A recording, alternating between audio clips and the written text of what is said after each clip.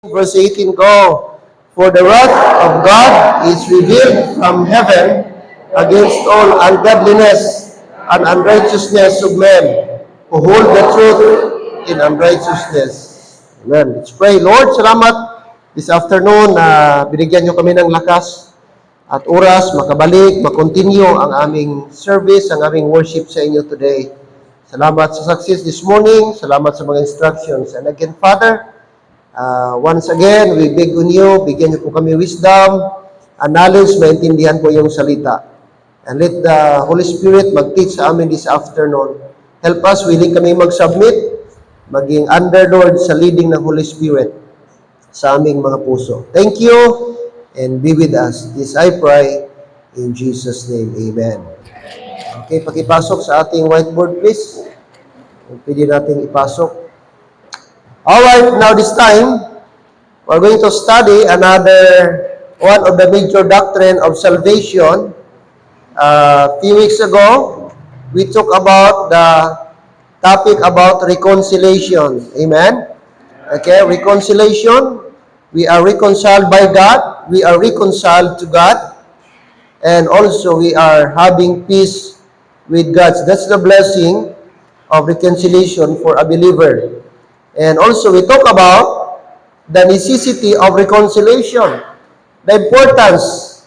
Okay? When we talk about necessity, that is, why is it important? Why is it necessary? Okay, there are few things. Because we were ungodly. Because we were sinners.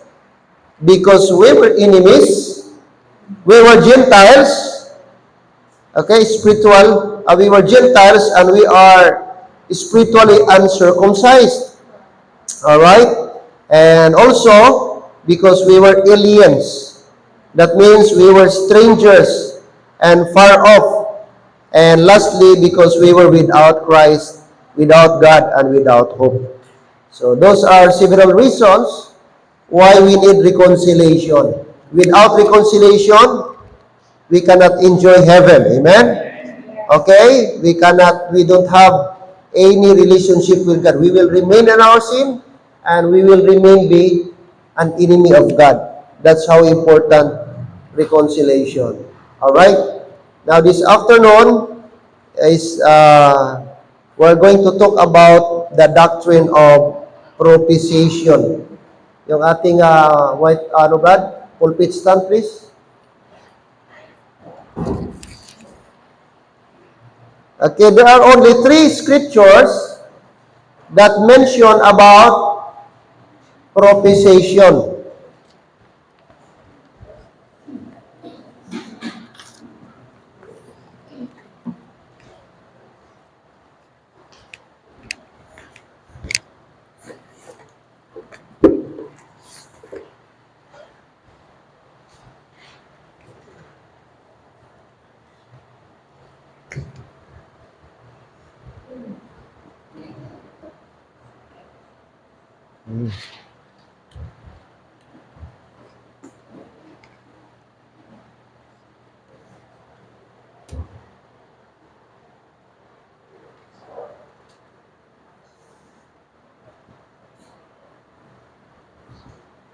Propitiation.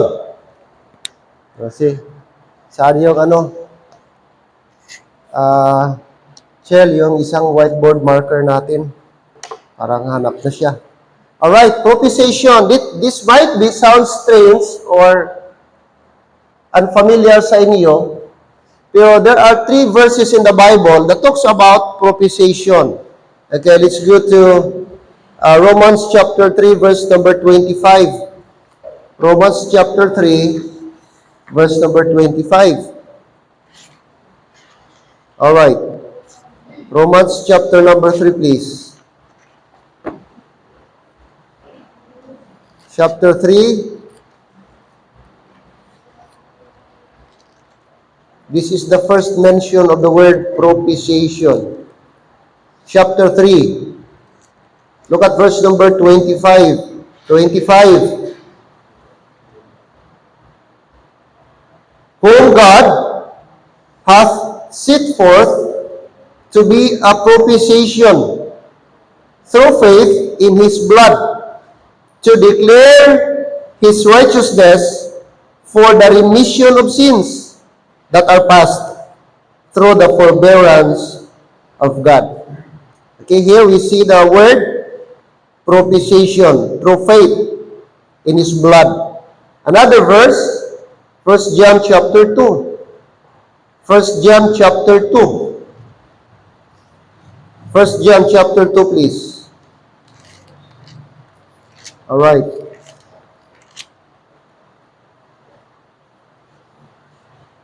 Look at verse number 2.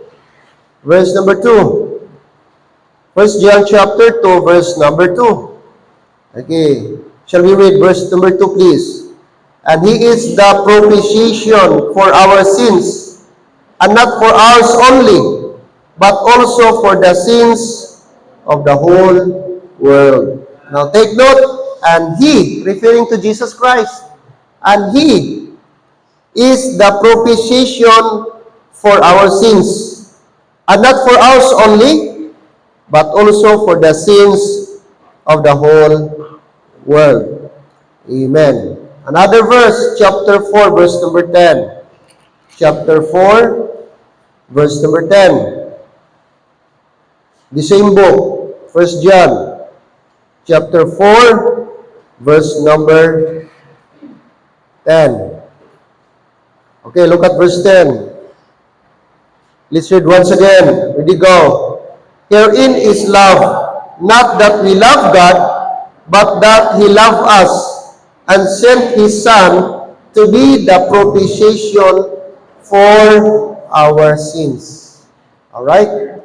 So, in this verse also, it mentions here that the very purpose why God sent His Son is to be the propitiation for our sins. So, if you notice, the word propitiation always connected with sin. Amen? Because the context of the verse is all about sin. Sin. Alright. And by the way, what does it mean when we talk about propitiation? What's the definition of the word propitiation? Okay?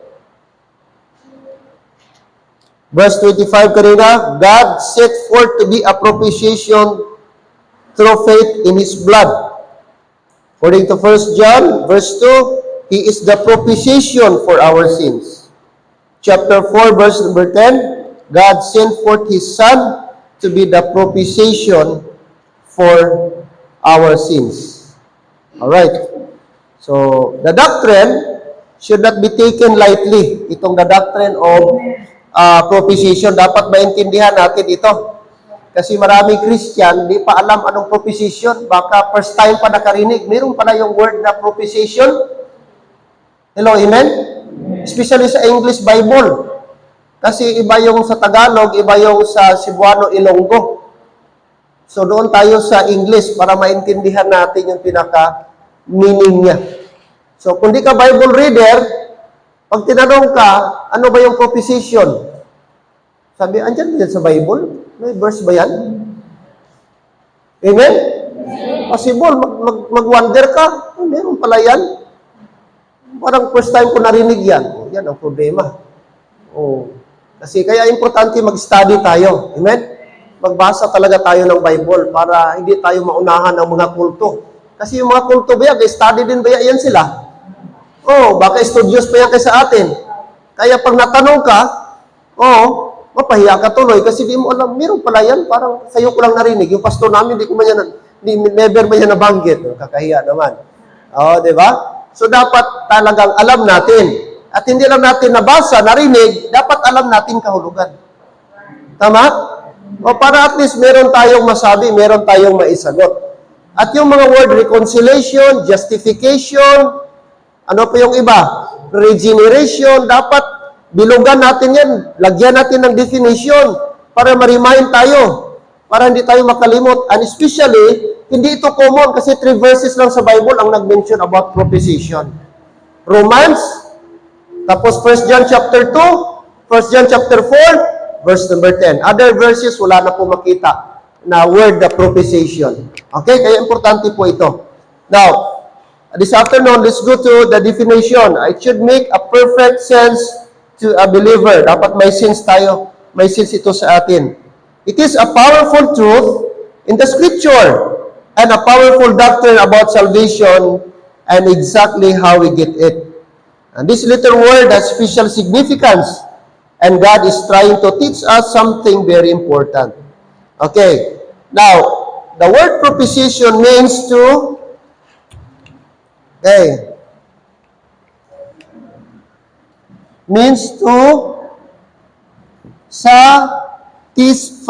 satisfy. Yun. To satisfy the demand of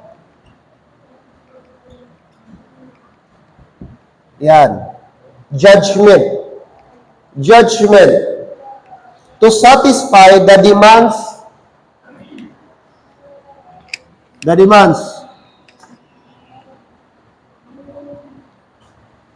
Okay. For judgment.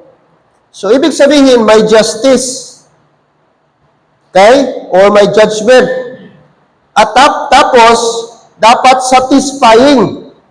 Satisfying ang kanyang tawag dito, ang justice na deserve. No? Hindi lang na serve ang justice, pero satisfying, satisfactory. Kasi pwede kang mag-offer ng judgment pero hindi satisfactory. Pero ang pag sinabing proposition, to satisfy the demand for judgment, merong demand na kailangan, obligadong bayaran, iserve ang judgment. At hindi lang ma-serve ang judgment, dapat satisfactory.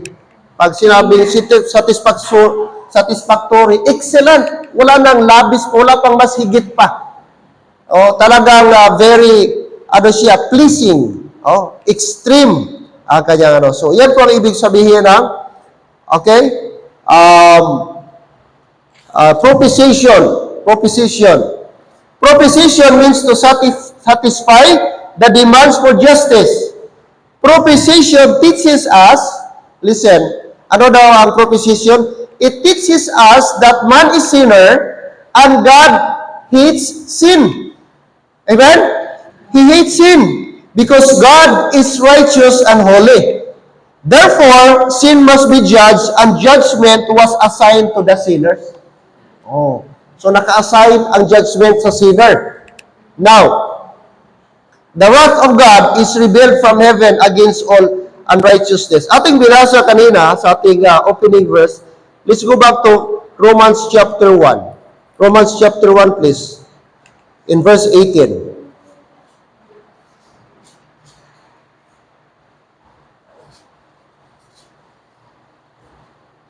Verse 18, for the wrath of God is revealed from heaven, take note, against all ungodliness and unrighteousness of men who hold the truth in unrighteousness. So dito, gireveal po ng Diyos ay galit siya sa, sabi rito, ungodliness and unrighteousness. That means, hindi directly yung tao, but yung practices ng tao. Because God is holy.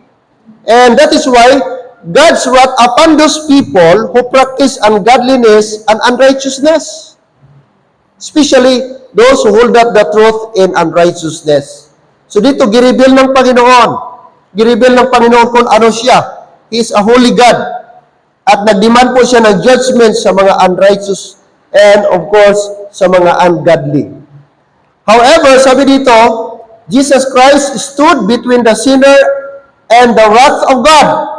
Jesus Christ took the wrath upon him, paid the price of our judgment, and satisfied the holy demands of God. Ito yung good news. Na tayo po'y sinner, we cannot stand before God, but thank God, there is somebody na nag-mediate sa atin. Kasi God is holy, we cannot go directly to Him, and we are sinner, but salamat may Jesus Christ, nga kung saan siya po yung ating, nag-mediate sa atin, He took our part. He took the wrath upon Himself. Yung wrath dapat na intended sa atin, napunta kay Jesus Christ. pay the price of our judgment. Instead na tayo ang i-judge somebody, napunta kay Jesus Christ. And that judgment is very satisfactory and satisfy the holy demands of God. Kasi sa atin, wala tayong pwedeng ma-offer sa Panginoong Diyos na mapasipay yung kanyang wrath. Kasi, anong sabi ng Romans 3:23, Brad? Familiar?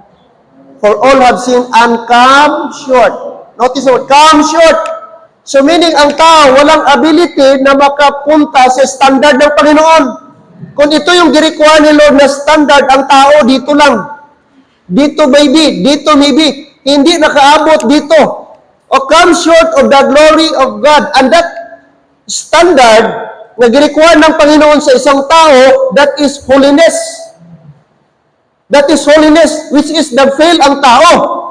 Kaya by his own effort, by his own power, hindi talaga niya magawang maligtas. So he needs somebody. And that's pumasok sa eksena ang ating Panginoong Hesus. Siya, he took the part, he took the wrath upon him and paid the price of our judgment. It means Jesus Christ completely satisfied God's demand for the righteous judgment of our sin. He appeased the exploding wrath of God upon sin. Okay? Kasi galit ang Diyos sa kasalanan. So yung galit, yung puot ng Diyos sa tao na dapat sa tao napunta sa kanyang anak.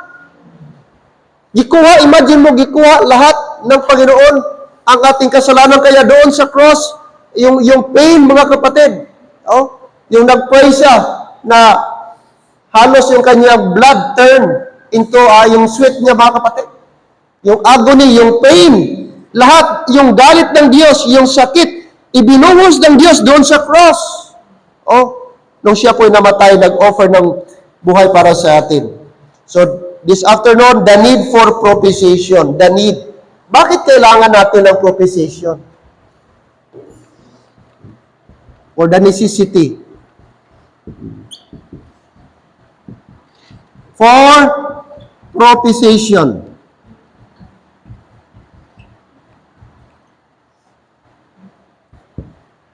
So may need, may pangangailangan. Okay? If there's no real propitiation, God would be offended by our sin and would demand that we pay the penalty for it. But the problem is that there is nothing and nobody can satisfy God's wrath and judgment for sin. So wala talagang pwedeng makasatisfy sa penalty na intended para sa atin. Okay? That's why there is a need. At kaya dapat mamatay ang ating Panginoong Hesus. Number one, because of the sinfulness of man. Of course, normally, because of the sinfulness of man. Reason number one, because of the sinfulness of man.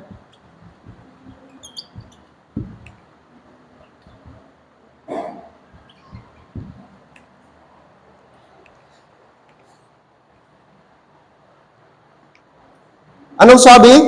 Sa ating binasa ng verses kanina, doon po mga kapatid, Romans chapter 3 verse 25, sinabi niya, Romans chapter 3, 25, whom God hath set forth to be propitiation through faith in His blood, to declare His righteousness, take note, underline this word please, for the remission of sins. That's the reason there should be propitiation. Without propitiation, there would be no remission of sins. Amen? Reason number one, 1 John chapter 2, verse 2, in our Bible reading earlier, and He is, Jesus Christ, and He is the propitiation for our sins. Take note, for our sins. And not for ours only, but also for the sins of the world.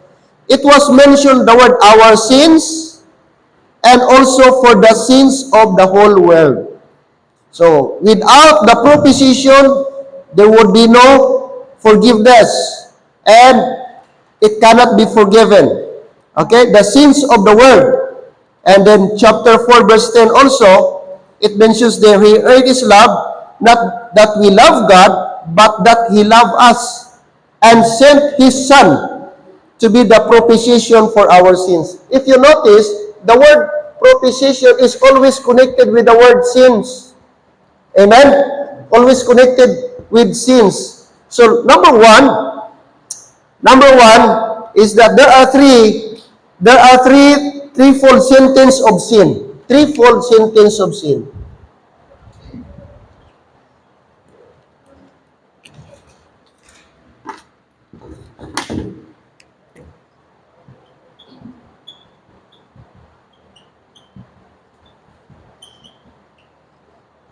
Okay, tatlo na sentence o judgment na ang kasalanan. First, man is a sinner by nature. Man is a sinner,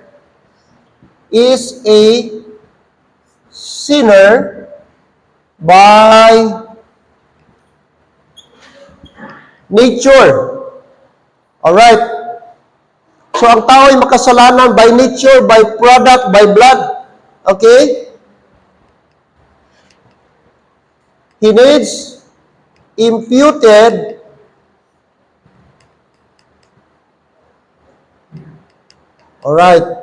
righteousness. So, kailangan siya, dahil siya makasalanan by nature, by character, kailangan niya ng imputed righteousness. Kasi wala siya. Nung pinanganak siya, makasalanan na siya. Wala na siyang choice. Ugali niya na yun. So, kailangan niya ng somebody to become righteous, kailangan niya ng righteousness ng iba. And that is the imputed righteousness na galing kay Jesus Christ. By His own, He is sinner. He remained a sinner. He will be condemned because by nature, He is sinner. But praise the Lord, there is what we call imputed righteousness. Ito ay i-impart sa'yo the moment you believe the gospel. Hindi ito original sa'yo. Pag tinabing imputed, somebody na gumawa sa'yo, gi-impart sa'yo, gi-share sa'yo, ibinaling sa'yo. Hello, dyan pa tayo? Kailangan maunawaan natin ito. Kaya importante ito. So number one, sentence tayo. Because by nature, man, take note, man is sinner. Okay? Pangalawa, man is not only sinner, by nature, sinner. Okay?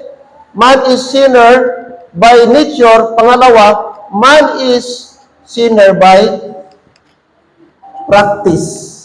By practice. Pag sinabing practice, buhay mo ba? Yung daily natin na pamumuhay. No? Yung ating daily living. Ang ating living. Practice natin. At ano po yan? And therefore, he needs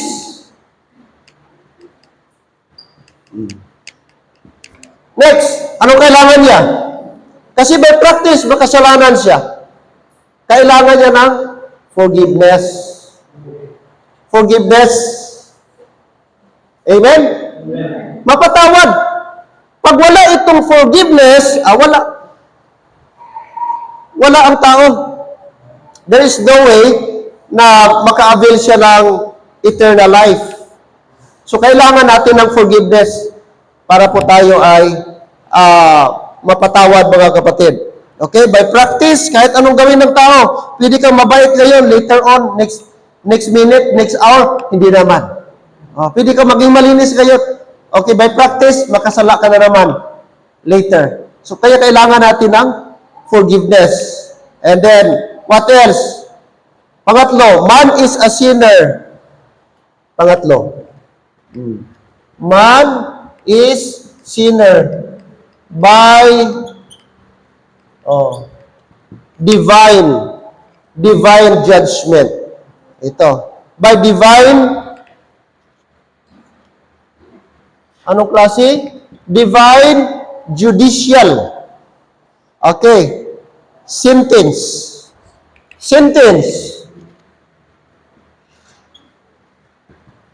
Okay. Ito naman, ang tao naman, we are condemned already. Meron na tayong sentence. Meron niyang judgment sa atin. Okay? Alright. Look at Galatians 3:22. Anong sabi po ng Galatians 3:22? Galatians, please. Look at verse 22.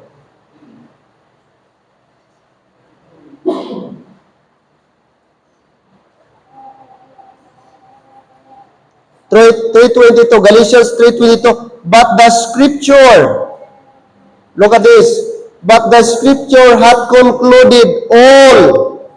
Okay, underline this phrase, all under what?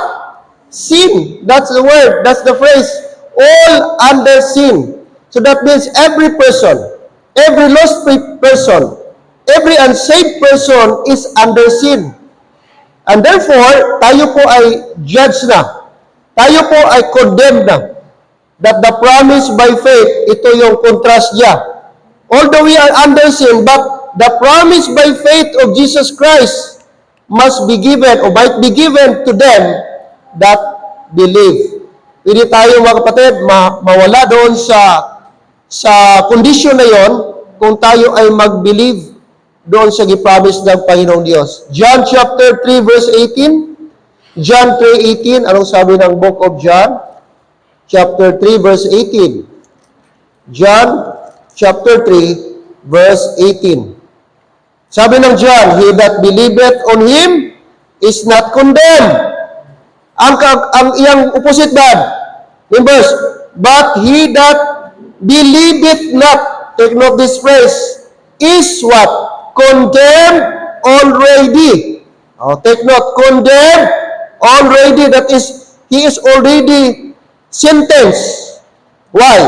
Because he hath not believed in the name of the only begotten Son of God. So there is a judgment already prepared for those people who do not believe. Okay? So makita natin, anong kailangan niya? Ito, he needs imputed righteousness. By practice, man is sinner, and therefore he needs forgiveness. Ito naman sa judicial, divine judgment, judicial sentence, meron na, naka-ready na. Ang tao, automatic, wala na pong pasabi-sabi ba, pag namatay na walang relationship, ang lost person, automatic, he is what? Bound to hell. Amen? Hellbound. Wala na. Regardless kung ano ka dito sa mundo. As long wala kang salvation, wala kang relationship kay Christ, hellbound. So, kailangan niya ng tinatawag,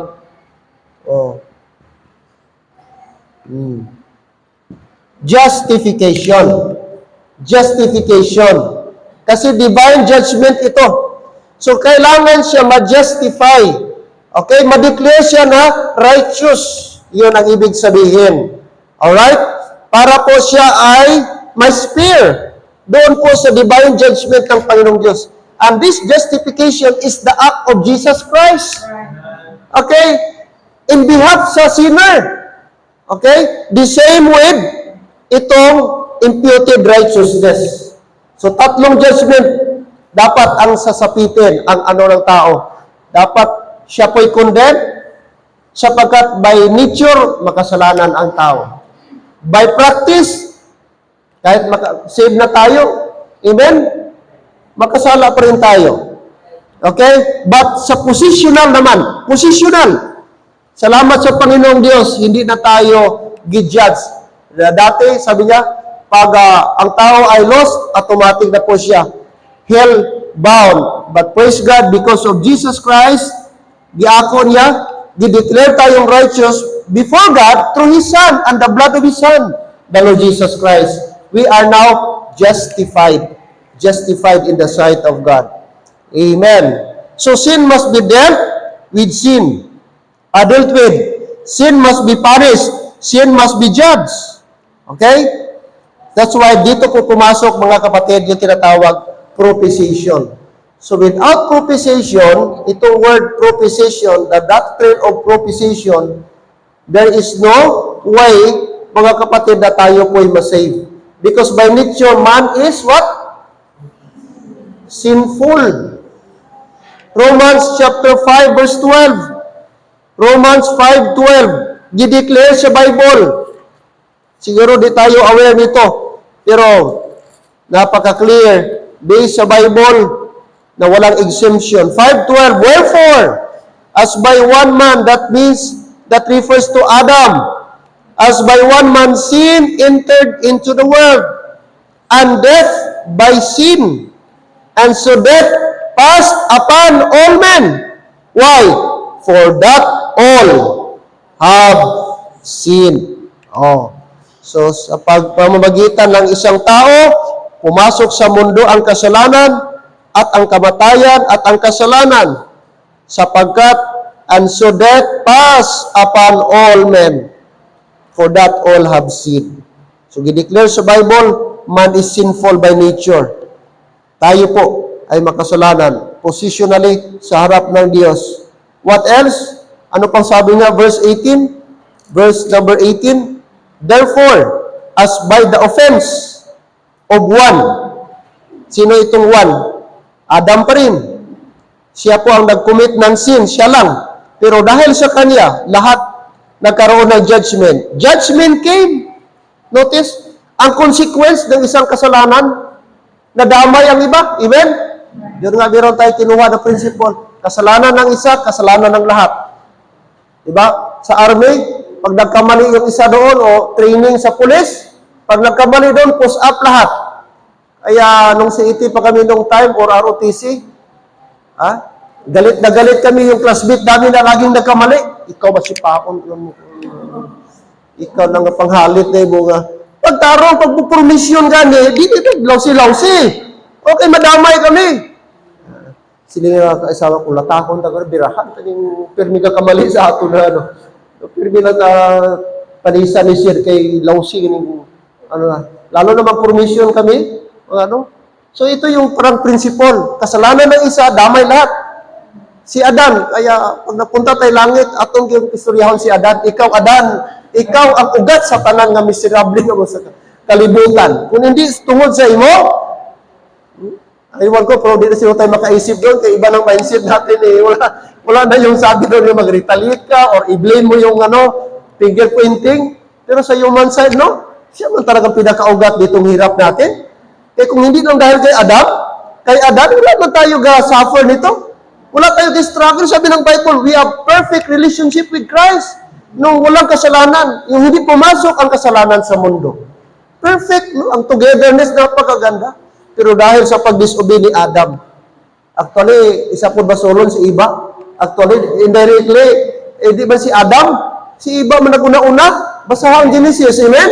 Hindi man si Adam una nagkuha kag nagtilaw-tilaw kung prutas. Sini pa. Kaya ang barasolon rin, babae ba? Mga babae, ang ugat sa problema. Joke lang yung mga babae. Pero ano sabi ni Job? Chapter 24 verse 1 ba yan? Man born with a woman is born of trouble. Merong verse ba yan sa Bible?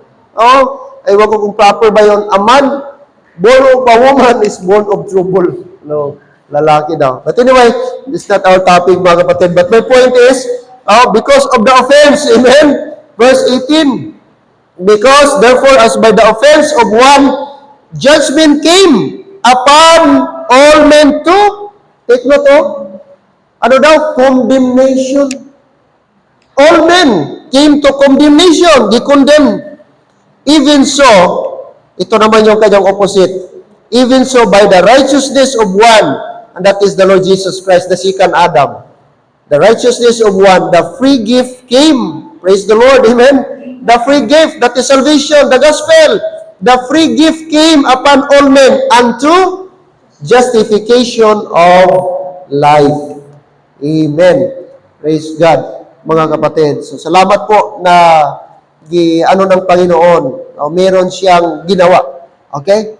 Alright. Another, kanina, always connected ang the word proposition sa sin. But you know what? On the other side, okay, always connected it ang word proposition sa grace and the word na gift. Gift. Romans 6:23. Anong sabi ng Romans 3:23? For the wages of sin is death, but the gift, take note, but the gift, that's the word. But the gift of God is eternal life through Jesus Christ. So, di mo yan a word proposition has two meaning, always connected with sin. There is proposition because of sin.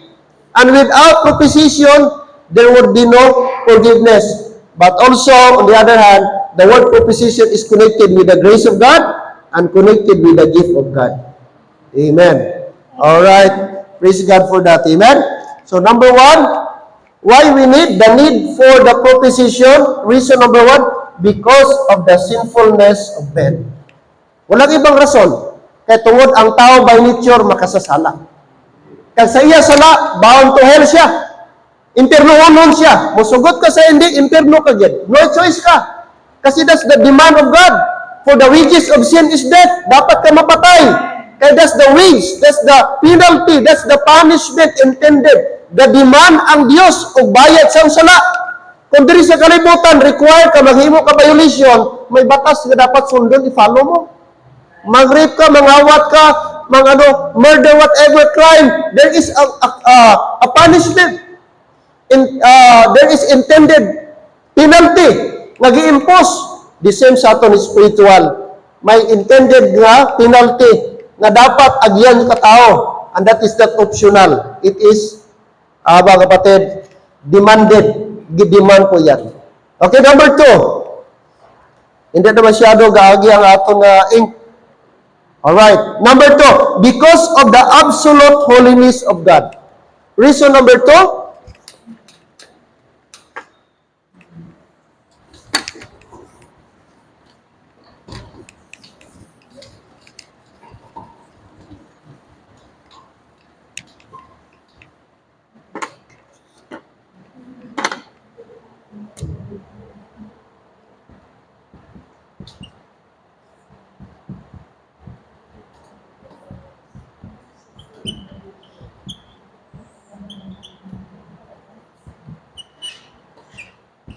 yan.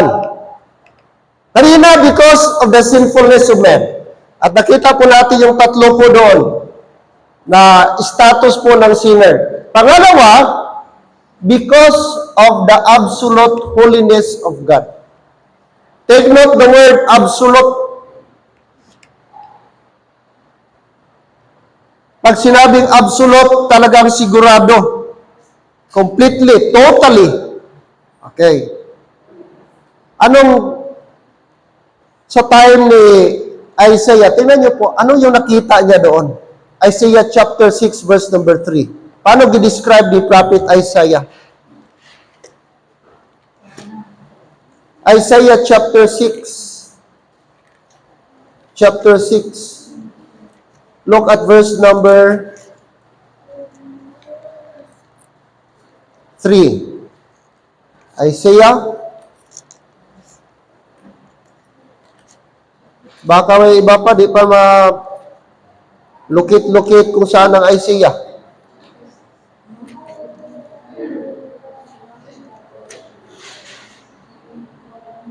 Look at verse number 3. And one cried, look at verse 3. And one cried unto another and said, Holy, holy, holy is the Lord of hosts. The whole earth is full of His glory. Pinakita ng Diyos kay Prophet Isaiah. At nakita po niya mga angel na nagsabi, at umiyak sila, nagsigawan sila, and one cried unto another and said, Holy, triple holy, holy, holy, holy is the Lord of hosts. The whole earth is full of His glory. Okay? Ito yung mga seraphim na nag-aawitan, nag-cry sila, nag-loud voice. Mga kapatid. Chapter 57, verse 15, another verse. Book of Isaiah pa rin. The same, sa Isaiah nakakita ng mga seraphim. Pinakita ng Diyos sa kaniya. Ito yung mga angels na 6 ang pakpak. 6 ang kanilang wings. Isa ga-cover, isang pair ga-cover dito sa kanilang feet. Yung isang pair, ga-cover dito. At yung isang pair, ga-cover dito. Kasi ang glory ng Panginoon. Tinawag silang mga seraphim. 3 pairs of wings, mga kapatid. 57:15. Tingnan niyo po ang verse number 15. For the saith the high and lofty one that inhabiteth eternity, whose name is holy. I dwell in the high and holy place with him also that is of a contrite and humble spirit, to revive the spirit of the humble and to revive the heart of the contrite ones. Take note, inhabiteth eternity, that is in heaven, in the glory of God. For thus saith the high and the lofty one that inhabiteth eternity, whose name is holy. That is God. That is one of His title. He is holy, the Holy One. That is the cry of the seraphim. Mga seraphim, mga angelic being. Meron kasing cherubim, meron ding seraphim.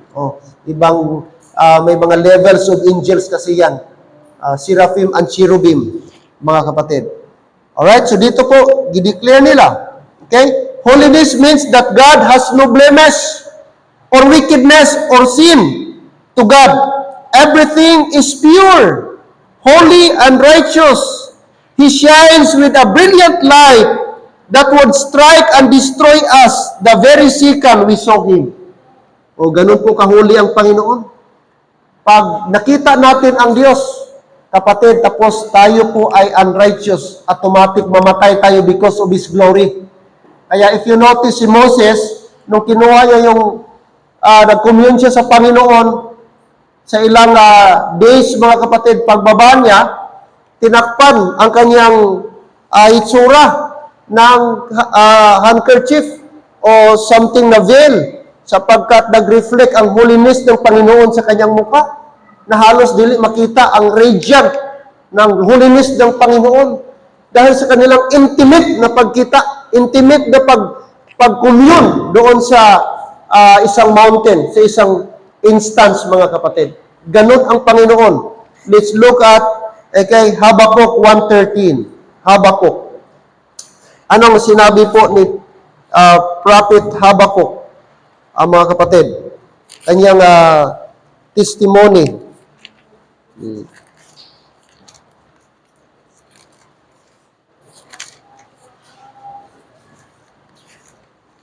Habakkuk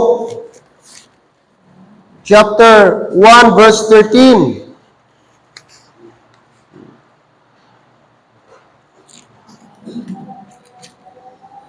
Habakkuk 1:13. Okay. Sige, antayin natin yung iba. Baka tingin pa sa table of contents. Saan ba yun? Saan ba yung table? Pastor, kahirap hanapin. Wala kasing table of contents ang Bible ko. Natanggal na. Yun ang problema. Pag sa table of contents ka pa, mo po na-memorize. Okay, verse 13. Basahin natin. Ready, go. Thou art of purer eyes than to behold evil, and canst not look on iniquity. Wherefore lookest thou upon them that deal treacherously, and holdest thy tongue when the wicked devoureth the man that is more righteous than he. Kita mo, thou art purer eyes to behold evil. Grabe, ganun katindi ang ating Panginoon. And cannot look on iniquity. Hindi niya matake ang iniquity, mga kapatid. No? Ganun ka-righteous ang ating Panginoon. No? Describe the prophet Habakkuk. Another verse, Job 25. Job 25. Gusto mo na natin ma-establish yung holiness ng Panginoon. Kaya gusto ko lang basahin itong mga verses. Okay? Para maintindihan natin. At makita natin gaano ka-righteous ang ating Diyos, gaano siya ka-holy, ano yung kanyang character. 25. Job chapter 25. Look at verse 4 to 6. Verse 4 to 6. Job chapter 25, look at verse 4. How then can man be justified with God? Or how can he be clean that is born of a woman? Behold, even to the moon, and shineth not, ye the stars are not pure in his sight. How much less man that is a worm, and the Son of Man, which is a worm. So dito po, i-describe mga kapatid, na kahit sa paningin ng Diyos, ang moon ay hindi pure. Ang stars ay hindi pure in His sight. Alright, the moon that shineth, stars are not pure in His sight. At sabi ng Bible, how much less man? Compare, sabi, how much less man that is a worm. Parang worm lang tayo. And the Son of Man, which is a worm. O, sa paningin ng Diyos, parang worm lang talaga tayo. No? We are nothing. We are insignificant because God is holy, mga kapatid. Ganun po katindi. Even the stars are not pure in God's sight. The heavens are not clean in His sight. 15:15. Job 15:15. Paano i-describe dito? Job 15:15. Oh. Behold, He putteth no trust in His saints, yea, the heavens are not clean in His sight. So mga kapatid, ang heaven naging pure lang na because God is pure. That is because of His holiness na nag-radiate, mga kapatid, doon sa langit. Okay, ang kanyang holiness, ang siyang nag-domain, nag-rule. And that's why heaven became pure because of the pureness of God. Because of the holiness of God. Mga kapatid. Absolute holiness. God is absolute holy. Kaya kung wala itong propitiation, mahirap, napaka-imposible. Parang suntok sa buwan na makaabot tayo sa Panginoon. Makapunta tayo sa langit. Because God is absolutely holy and man is absolutely sinner. By practice, by nature, man is sinner. But praise the Lord, because of the act of God, ito yung tinatawag na propitiation. Nagkaroon tayo ng access doon po sa langit. Okay? The purity, the holiness of God. Mga kapatid, na kung saan naibigay o binigay ng Jesus Christ sa atin on behalf of Jesus Christ, nakapartake tayo. Okay? Maging entitled tayo doon po sa heaven ng ating Panginoon. Okay? So sabi dito, ang ating righteousness, anong pagkasabi sa 64, verse number 6? Isaiah. Sabi niya, our righteousness is like a filthy rags. So sabihin na natin ang lahat na pinakamagandang gawa mo. Pinakamabuting gawa mo, God. Ano pa kaya? Sa lahat na good works, ano pa kaya yung pinaka-good works? Pinaka-absolute na good works? Na masabi natin na satisfactory sa harapan ng Diyos. Sa lahat na good works, sabihin natin, ano ang pinaka-above kaya sa good works? Na pwedeng masabi sa Panginoon, pwede natin ipabugal sa Ginoo. Nga Lord, ito na talaga pinaka-the best ko na ito na good works. Pero sabi ng Bible ba? Ang ating righteousness, sabi niya, is like a filthy rag. I-describe sa harapan ng Diyos na wala, it's nothing, kapatid, ang righteousness ng tao. O wala talaga, hindi qualified, hindi acceptable in the sight of God. Kaya kailangan natin ng propitiation. Because God is extremely holy God. Holy God. Okay? Reason number 1, the need for propitiation because of the sinfulness of man. Second, because God is absolutely, or the absolute holiness of God. Holy. Hindi niya i-allow makapasok ang kasalanan doon sa langit. But praise the Lord, kaya nagkaroon ng propitiation. Requirement ang propitiation because God is holy. Third reason, because of God's righteous demand for justice. Because of God's righteous demand for justice. So, gademand ang Diyos ng justice. At kailangan ito, at ang justice na ito is righteous. Righteous, mga kapatid. God demands that sin must be fully judged.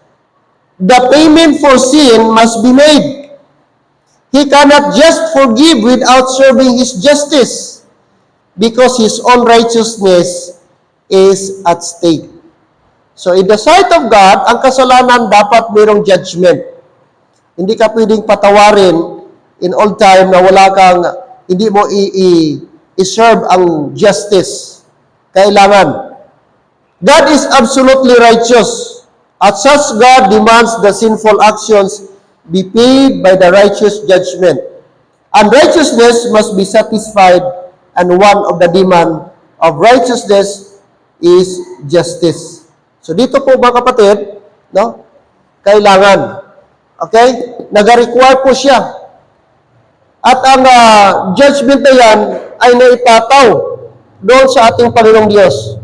Okay, look at Psalm chapter 9. Let's go to Psalm chapter 9. Anong sinabi dito sa book of Psalm? According to Psalm chapter 9, verse 7 to 8.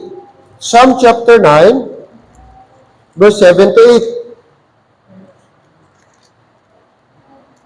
Psalm chapter 9. But the Lord shall endure forever. He hath prepared his throne for what? Judgment. And he shall judge the world in righteousness. And he shall minister judgment to the people in uprightness. So dito po, describe anong klaseng judgment ang Panginoon. Anong klase siya na judge? Righteous. Anong klase ang kanyang judgment? Righteous judgment. And he shall judge based on the uprightness. So hindi mo ma-separate yung judgment at uprightness. Okay? So sabi dito, God prepared his throne for judgment. That's why tandaan po natin, meron pong judgment. Dalawang judgment. Judgment for the unsaved and judgment for the saved. Judgment for the saved, the judgment seat of Christ. And this kind of judgment is not whether heaven or hell ka mapunta. No, this judgment is intended for the rewards. Okay? For the rewards. For the righteous, for the faithful. No, for the faithful one, faithful believers. So, i-reward the Lord, i-compensate the Lord ang mga nag-perform. Amen. Kaya may mga Christian pala doon, hindi lahat pala may reward. Kasi kung dito sa mundo, binibigyan ng reward yung mga nag-perform, the same sa Panginoon. Unfair naman sa atin na. Unfair naman sa nag-perform, tapos ang wala. Tagaan, amen?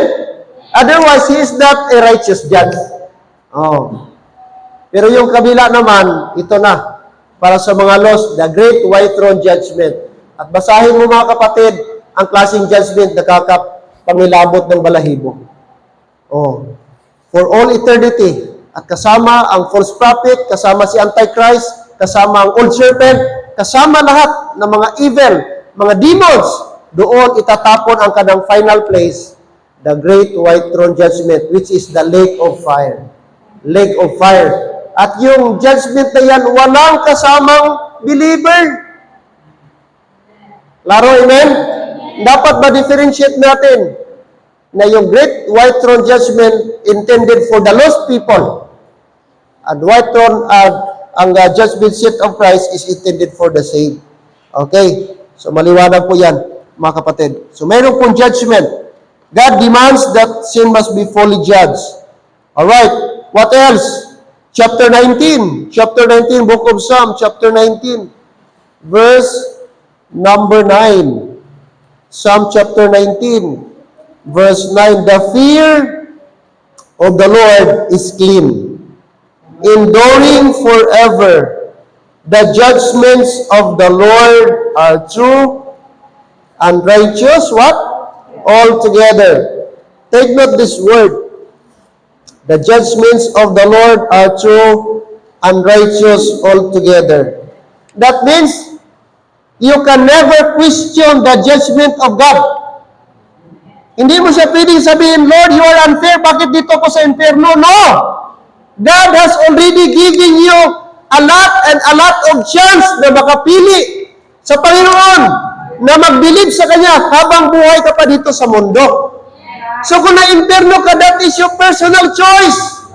Never mo pwedeng i-pinpoint sa Panginoon, Lord, unfair ka. Bakit mo ako gilagay dito? No. Kasi I believe ang Panginoon, bibigyan at bibigyan niya ng chance ang tao makarinig sa gospel at mag-decide, mag-respond sa Kanya before siya mamatay. So that bad at the judgment day, hindi siya pwedeng i-blame ng Panginoon. Hindi siya pwedeng i-blame niya ang Panginoon. I believe, sabi nga doon, sa last na organ ng tao, bago mamatay, ang pinakalas na mawala is the sense of hearing. Di naman siya makapagsalita, bulag naman ang tao, pero last na kukunin at mawala sa tao ang kanyang pandinig. Kasi at the last moment, sa life ng tao, bago managutan, gusto niya, pinaka-last moment pa niya, marinig niya ang gospel. At makapag-respond siya, whether i-reject ng Panginoon o mag-believe siya sa ginawa ni Jesus Christ. Marami akong na-witnessan, matanda na mga kapatid, di na makapagsalita, pero the moment, bubuksan at the last minute, bubuksan ng Panginoon ang kanyang tinga. Kasi sabi ng Romans 10:17, faith cometh by hearing, and hearing by the word of God. Hearing. Hearing na marinig ng tao before siya mamatay. At the last minute ba, ang gospel. Amen? Kaya ang tao, bibigyan. Pastor, yung mga Middle East countries, may chance pa kaya silang masave? Ang mga North Koreans? I believe so. Amen? May paraan ng Panginoon Diyos na magkaroon sila ng access sa gospel. Bibigyan talaga yan, I believe. In the last minute, na makapag-decide ang tao whether i-reject niya or i-accept niya ang ginawa ni Jesus Christ sa cross. Righteous, sabi ng verse number 9, the fear of the Lord is clean, enduring forever. The judgment of the Lord are true and righteous, what? All together. Take note the word, all together. 97, verse number 2. Itong book of Psalm, napakadami ito mga kapatid. Punong-puno ito ng mga verses about the judgment of the Lord. 92, chapter 92, verse 97 rather, verse number 2. Psalm 97, verse number 2. All right. 97 verse 2, clouds and darkness are around about him. Righteousness and judgment are the habitation of his throne. Take note, the word righteousness and judgment are the habitation of his throne. So you cannot separate righteousness and judgment sa Panginoon. He's always consistent. No? Always consistent po yan, ang righteousness at judgment ng Panginoon. That is His character. That is His attribute. That is His personality. He is righteous. Kaya hindi mo pwede siyang mamanipulate ang Diyos. No? Ang tao pwede, mga kapatid. Pero ang Diyos, no, hindi. Alright. Okay. Two more verses. 119, 137. Psalm 119.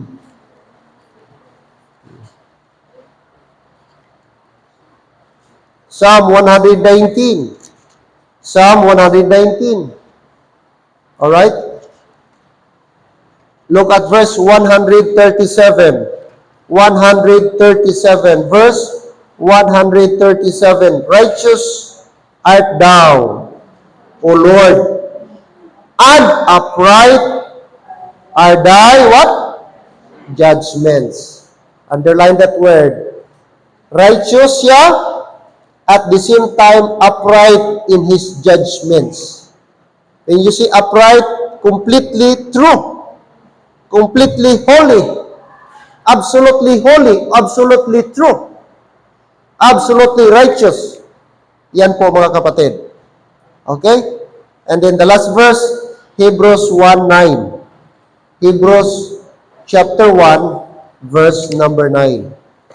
Hebrews chapter 1, verse number 9.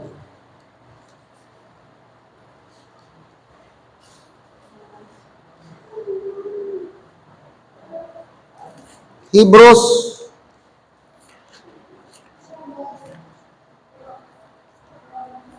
chapter 1, Look at verse number 9. Chapter 1, verse number 9. Verse 9, Thou hast loved righteousness and hated iniquity. Therefore, God, even thy God, hath anointed thee with the oil of gladness above thy fellows. Thou hast loved righteousness and hated iniquity. So these are few verses ating binasa just to show us, mga kapatid, kung ano ang Diyos natin when it comes to holiness. Okay? At sabi dito sa ating because of God's righteous demand for justice. So ito lang ang makasatisfy. Ito lang proposition, yung kamatayan ni Jesus Christ, ito lang ang satisfying na offering. Na act na pwedeng mag-apis, pwedeng magkumplito, pwedeng ma-apis, mga kapatid, mapacify ang wrath of God. Kasi nga, ang tao makasalanan, sinful, rebellious. So, the wrath of God is upon them. Sabi ng Bible, mga ungodly, unrighteous. So, by His means, sa sarili niya, ang tao, hindi satisfactory ang kanyang offering. Kaya sa Old Testament, kailangan ng blood, kailangan ng animals na mag-sacrifice. I-sacrifice nila, i-offer nila. Pero kulang pa yun. Hindi pa yun complete. That's why pagdating ni Jesus Christ, ang kanyang kamatayan, yun na, ang pinaka-final at pinaka-satisfying na offering. Sa lahat na offering, ang body, ang life ni Jesus Christ, yun yung pinaka-final offering. Amen? Kaya yan yung maka-apis, no? Pag sinabing maka-apis, maka-pacify, doon po sa ating Panginoon o sa ating Diyos Ama. Okay? The real proposition in the animal sacrifices. There was no real proposition in the animal sacrifices. Hebrews chapter 10, verse number 6, sabi ng Bible before we end. Okay, look at chapter number 10, Book of Hebrews. Book of Hebrews, chapter 10.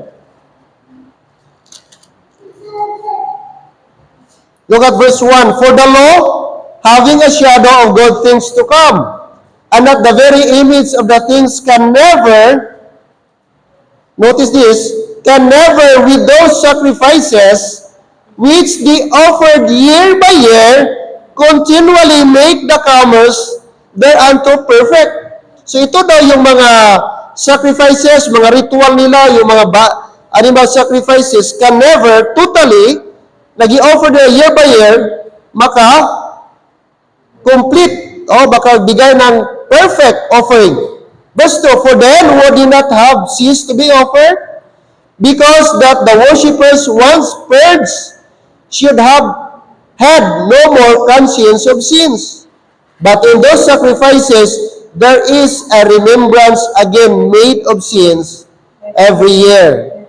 But look at verse 4, for it is not possible that the blood of bulls of goats should take what? Away sins. Hindi siya complete, kaya kailangan pabalik-balik. Naintindihan natin? Ngayon, mag-offer sila, next naman, mag-offer naman. Kasi hindi pa final. Hindi totally forgiven sila.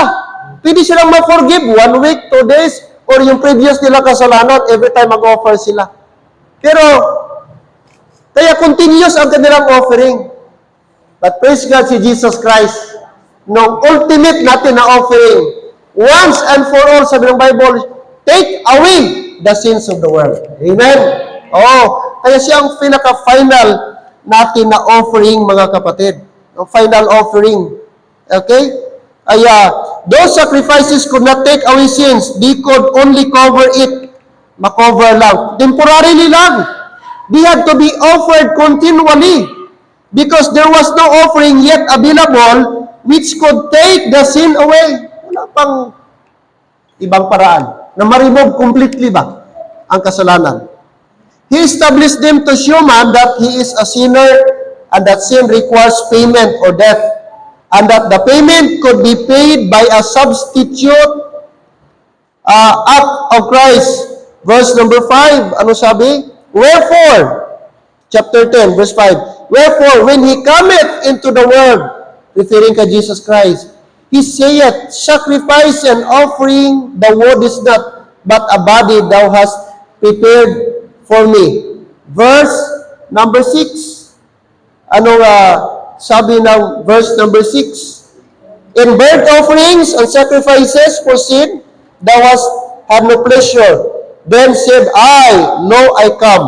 In the volume of the book, it is written of me to do thy will, O God. Verse 8, above when he said, sacrifice and offering and burnt offerings and offering for sin, thou wouldest not, neither hast pleasure therein, which are offered by the law. So itong mga offering nila sa Old Testament, ano lang ito? Ritualistic, temporary lang, for a period of time, until na dumating ang ating Panginoong Hesus, which is our final. These sacrifices continued for hundreds of years, yet the thousands of animals offered could not permanently satisfy God's wrath. They were to prepare mankind for the one to come who could, mga kapatid, rescue and save us from their sins. Okay, let's read Romans 3:20 and let's end this. Romans chapter 3 verse number 20. Romans chapter 3 verse 20. Ano sabi dito? Romans 3:20, therefore, by the deeds of the law, there shall no flesh be justified in his sight. For by the law is the knowledge of sin. Another verse. So according sa ating binasa, walang na-justify sa pag-comply, sa pag-practice ng law. Amen? Kahit anong gawin nila, temporary lang talaga yon.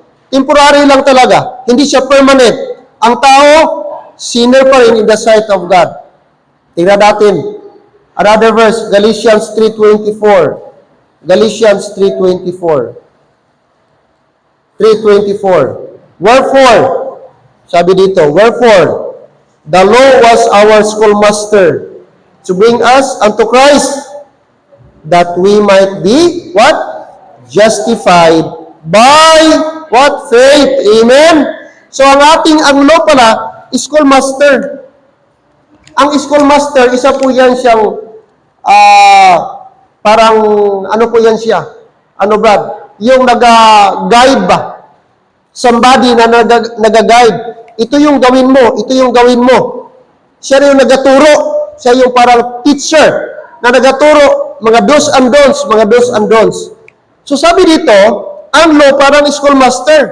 Ito yung gawin mo, ito yung hindi gawin mo. Pero nung dumating si Jesus Christ, na-abolish na. Nawala na yung schoolmaster. At lahat po, sabi ng Bible, ay na-justified by Jesus Christ through faith. Through faith. Amen? So wala na. Kaya hindi na tayo under the law. Wala na yung schoolmaster. Ang schoolmaster guide lang. Pero nung dumating po, nawala na po yung wall of partition because of Christ's death. Nawala na siya. Na-abolish na siya, mga kapatid. Okay? Kaya kahit nung unang panahon, anong offer nila? Anong offer nila? Animals, thousands of animals, the same pa rin. Positionally, mga kapatid, hindi pa sila totally forgiven. Compare sa ating ngayong panahon, we are forgiven. Anong sabi ng Bible?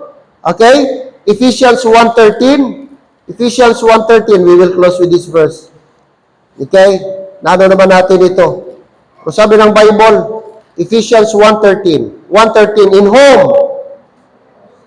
we also trusted after that he heard the word of truth.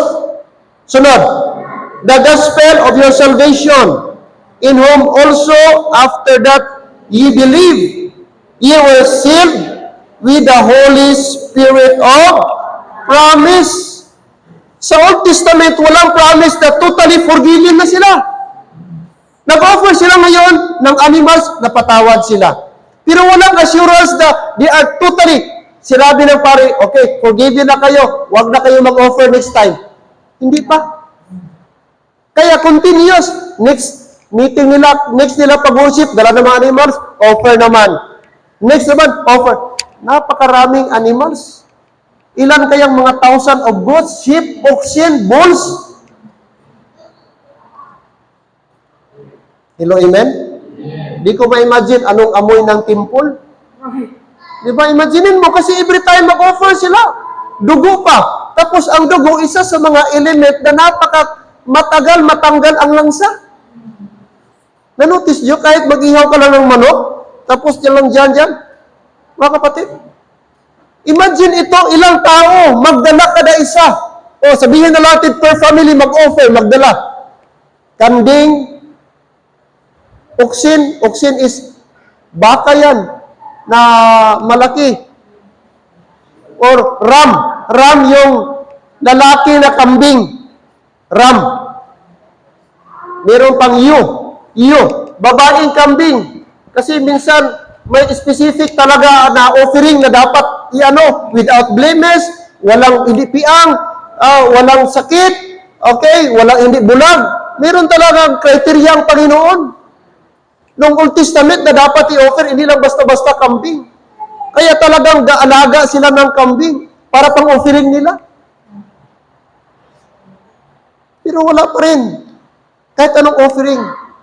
Pero salamat, sa ating panahon ngayon, kapatid, disimplify ang salvation.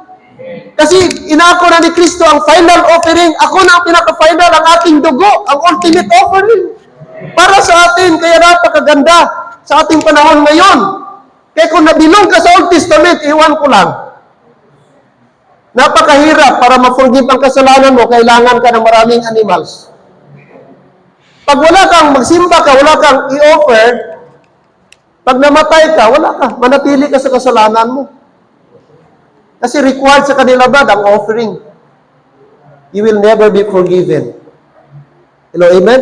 But thank God, sabi doon, after he heard, sunod, sabi ng Bible, okay, after you trusted, you believed the gospel of your salvation, at sabi doon, pinakalasbat, you were sealed. Amen? You were sealed. At yung sealing na yan is the work of the Holy Spirit. Oh, and that is permanent, mga kapatid, as a proof that we are a child of God. So, atin po yung pag-usapan. Okay? So, let's continue this, mga kapatid. Okay? Next Sunday, about propitiation. Amen? Propitiation. So, meron pang provision of propitiation. So, the necessity, the need, because of the sinfulness of man, the absolute holiness of God, nagdemand po siya ng righteousness. Okay, we will continue this lesson next Sunday. Amen? Okay, I hope and pray na mag-study tayo advance ng mga verses, basa tayo, para the more natin maintindihan ang kanyang salita, mga kapatid. Amen? Alright, let us pray. Let's come to the Lord in prayer. Father, we thank you for this afternoon. We thank you, Lord, that you are our final offer.